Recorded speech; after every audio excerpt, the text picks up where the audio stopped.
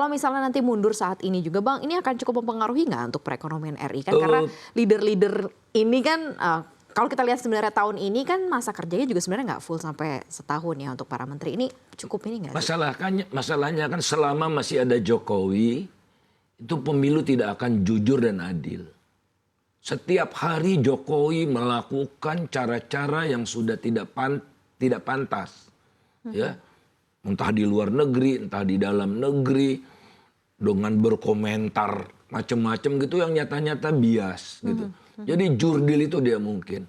Nah oleh karena itu kita harus mendelegitimasi pemerintahan Jokowi ini.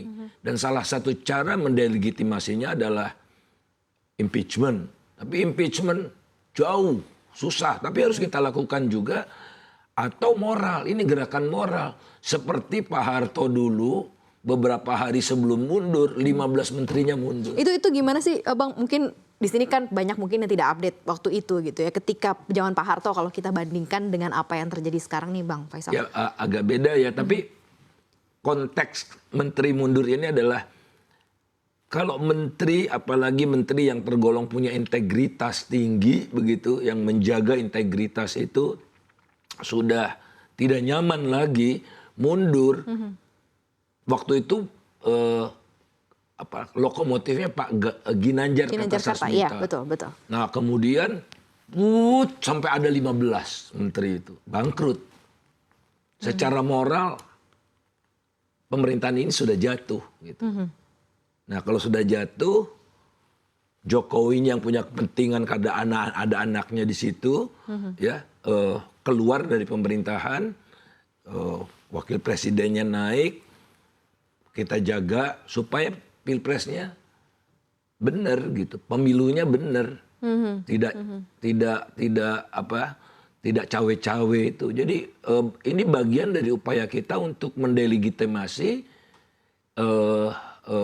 pemerintahan Jokowi yang sudah luar biasa offside-nya lah kalau sepak bola itu. Pemilu cawe-cawe ini terlihat dan menjadi keresahan Bang Faisal sekarang. Mulai dari debat yang katanya formatnya nggak cocok, pokoknya dan segala upaya instrumen negara masuk ya, TNI dipaksa untuk ikut intervensi lewat Babinsa, kemudian polisi yang lebih gila lagi, karena Kapolri-nya udah nggak ada tedeng aling-aling lagi ya untuk memastikan gitu dinasti ini jalan terus gitu, harus dilanjutkan gitu kan.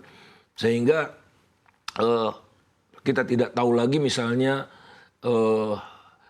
nih jagonya kalah.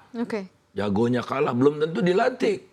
Mungkin segala macam senario yang kita tidak bisa bayangkan, sebagaimana dulu kita tidak bisa bayangkan Jokowi seperti ini begitu. Apakah memang opsinya hanyalah ya sudah kamu ini adalah orang-orang terbaik, cabut dari situ sebagai salah satu opsi, atau kayak ada another opsi lain sih Bang Faisal? Ada opsinya kan, oke, kita jaga pemilunya, itu kita kawal pemilunya, ya kan?